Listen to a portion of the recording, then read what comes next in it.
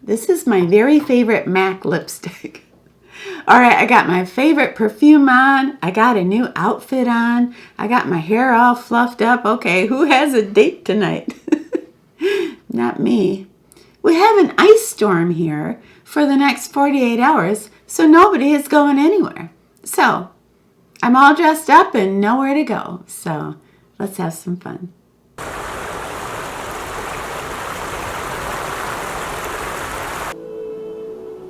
I guess I miss that most of all. I miss my family. My son lives in Detroit and my other son lives in Big Rapids.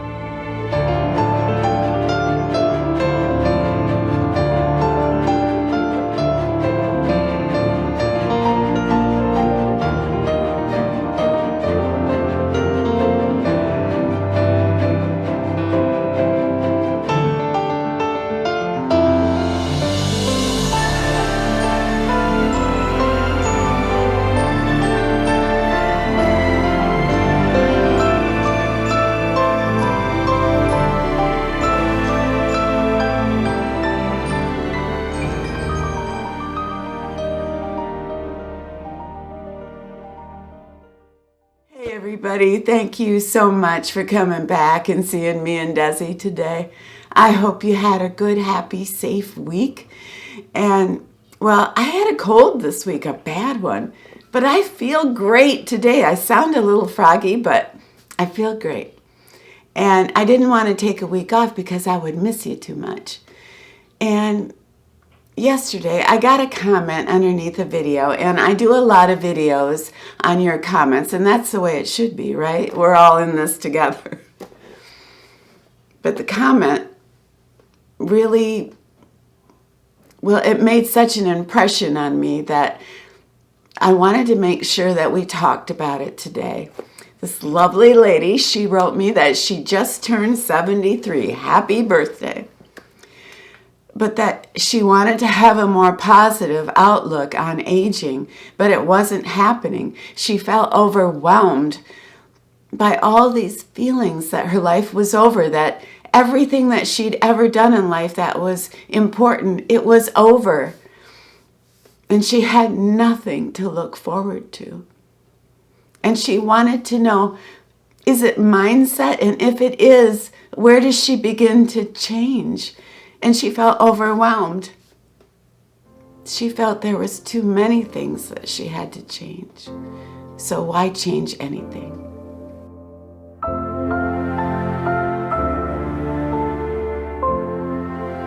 I started my YouTube channel when I was 60 years old. Now, 60 years old, that's not young. Well, I felt young. And looking back on my old videos, I see a young girl. Well, I see a 60-year-old version of a young girl. But attitude was everything. And I grew stronger and happier. Well, then I turned 65. And things changed.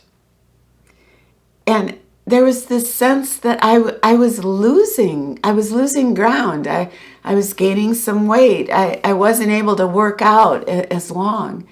And my hair was almost falling out. It was so dry, and I didn't recognize myself. So I came to the conclusion that to be happy, what I had to do was accept the circumstances, and that woman that I was, well, I just had to get over that. Because the new woman I was an old lady, and I would behave accordingly. And I even went out and I got some yarn to knit. Not that you have to be old to knit. But I thought, I got to change my ways. My heyday is over. I honestly felt like I was going through a tunnel of being a young, vibrant woman, going through the tunnel, and at the other end of the tunnel, I would come out a very well-adjusted old lady. That's how I felt. And it was all bull. Absolute bull. I had to change my attitude. I was still the same woman. I didn't hang up my dancing shoes. It was all in my attitude. What I had to do is I had to set some new rules for myself. I was no longer allowed to call myself an old lady. And I used to have this joke when I would go in, like, get my car fixed. And I would say to the young guy behind the counter, well, do you think I really should get my filter changed? I mean, if I was your grandma, would you tell me to have that checked? And I thought it was like so cute. That's not cute. It's not relevant. And I forbid myself to make that stupid joke everywhere I went and I encountered a young guy. So I had to change my attitude, and I no longer could think of myself as old. I went out and I got some more colorful clothes. I got a better haircut. I got some brighter makeup that suited me better. I did so many things to make me feel that I was part of life. And it helped me. Little by little, it helped me. So I no longer feel like I'm out of the game.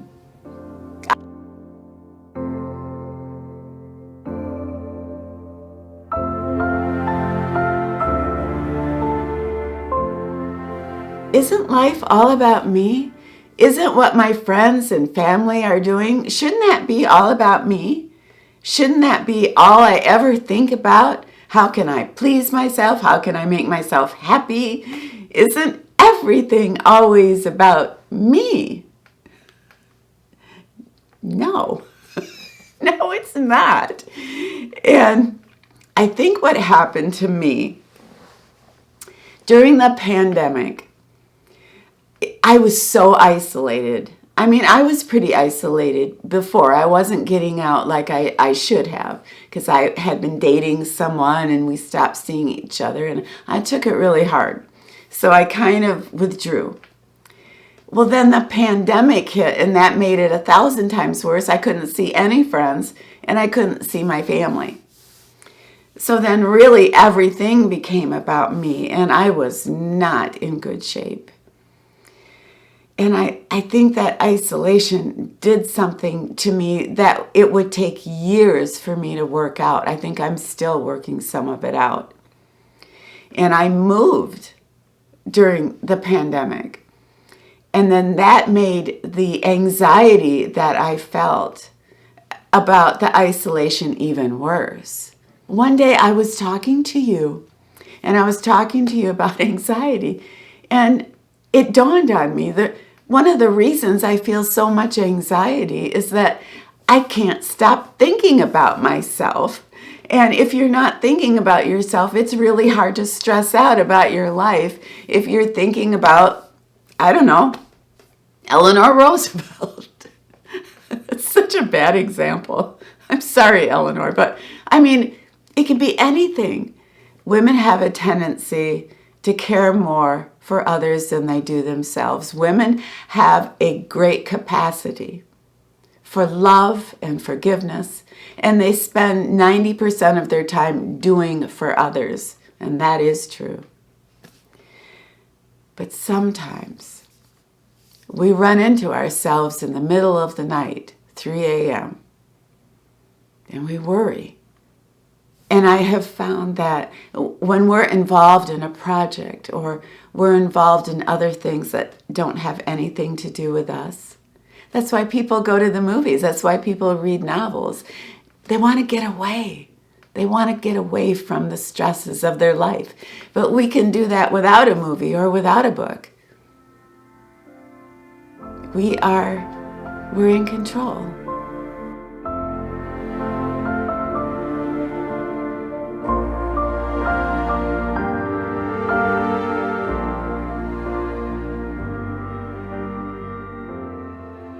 The one thing that really hit home when I was reading that comment was how this lovely lady said that she had so many regrets and so many failures in her life, and that she felt every time she failed, it was part of her, and that was all she ever knew, and that it was her failures that prevented her from having a happy life right now. I understand failures are painful, and we don't forget them. But I honestly believe some of the best things that ever happened in my life are when I failed, because those were stepping stones to success. I learned so much from my failures. And I grew to like myself better because I saw myself as somebody who won't quit. I'm going to keep moving forward. Even if you tell me no, I'm going to try to make that happen. You can keep telling me no, and I'm going to keep coming. That's what my failures have taught me. Now, there's all kinds of things in life that we fail at. And some are more hurtful than others. And I know that.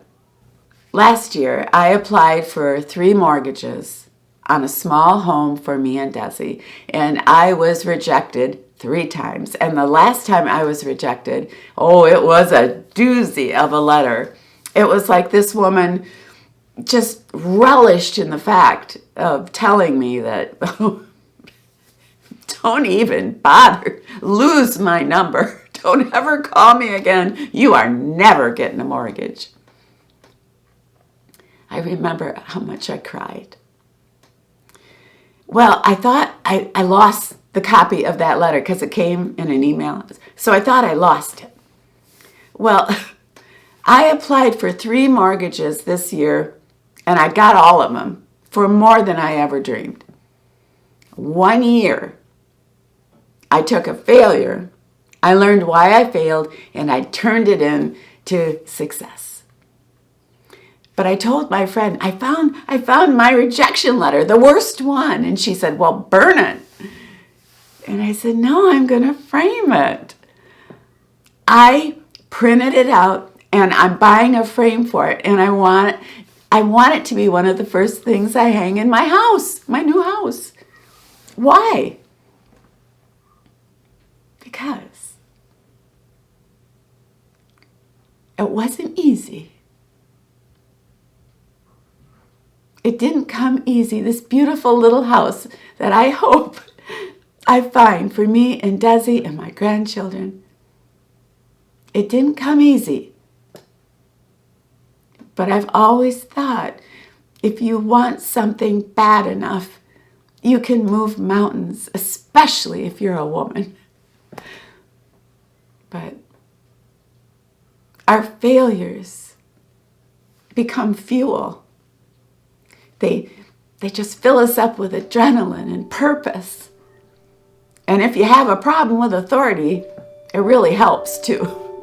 You told me no? Oh, no, no, no. No is not in my vocabulary.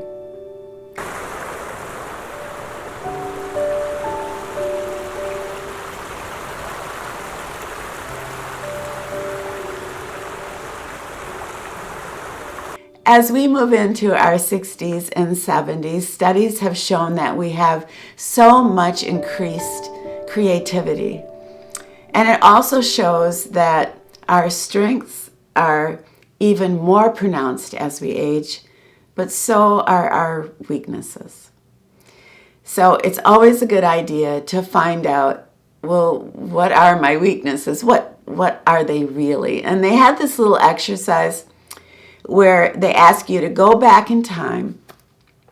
Think about when you were 12 years old or younger and pick out one thing that happened that defines you as a woman or a man. Talk about it, think about it, and see if that has some type of connection to something in your life that is a weakness.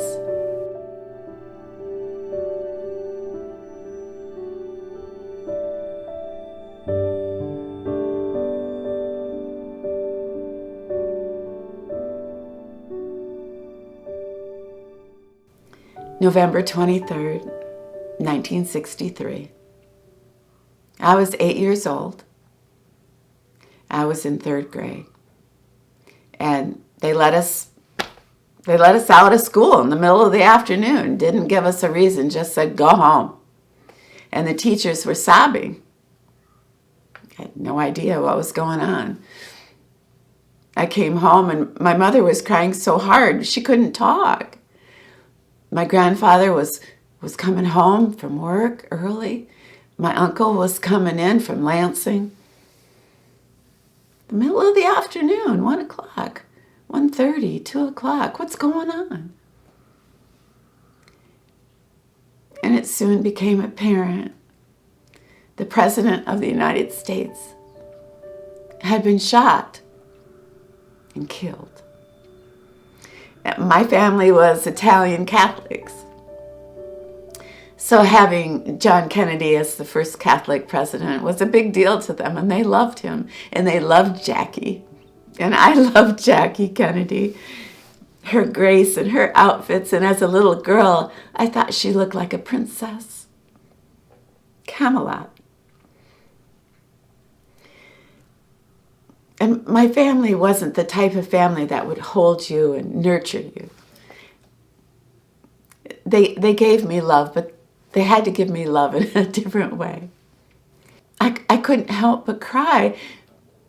I couldn't believe that he was gone, and I couldn't believe my family was so far away with their tears. The next day, I was playing with my Barbie doll, and my grandfather walked in my bedroom, and I jumped and I screamed. My nerves, even as an 8-year-old, were shot. And my grandfather did not run to comfort me. He just slowly walked over, and he took my hand, and he said, I'm going to the store, and I want to buy you something you really want. And I don't care how much it costs. What do you want? What do you think I said?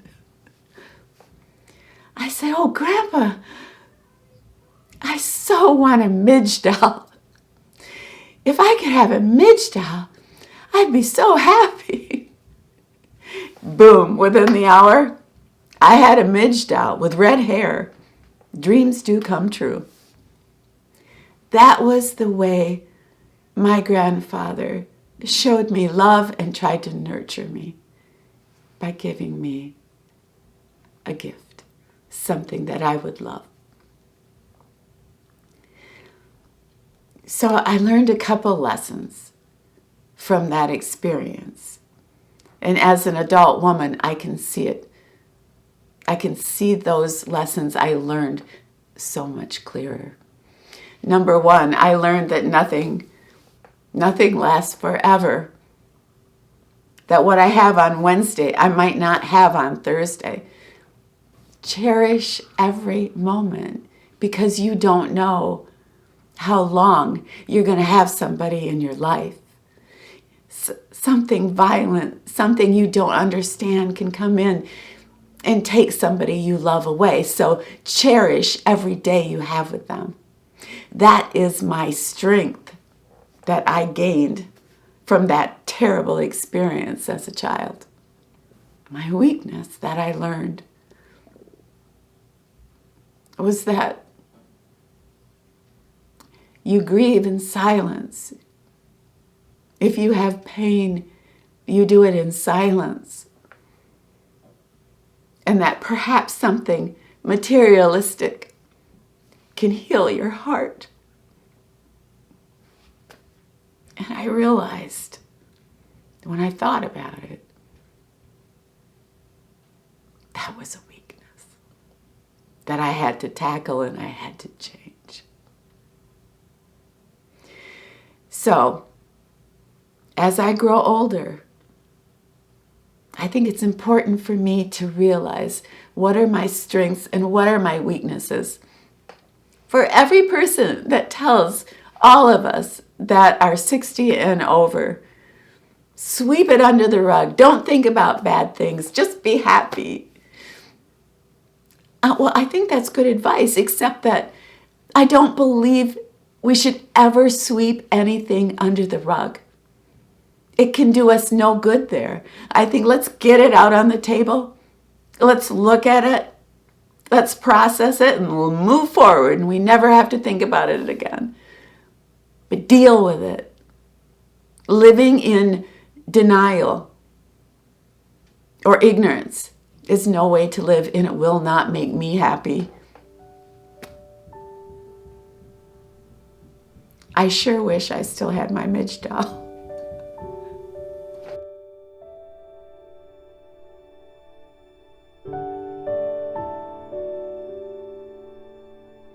I'm grateful to have lived this long, and I know 100% you are too. You are always talking about being so grateful to live each day. And that is probably the most important attitude change that we could ever experience. No, life isn't for sissies. And hey, aging, that's not for people who aren't grateful. I can say what I want. I don't care what people think. I'm smarter. I'm wiser. I'm calmer. I'm less dramatic, kind of. I am happy.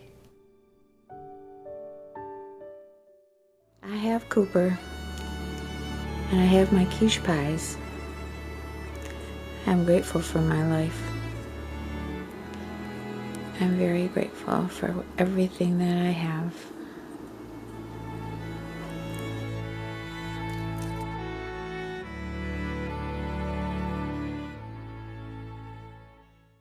Hey everybody, thank you so much for hanging out with us today. I had so much fun. I hope you did too.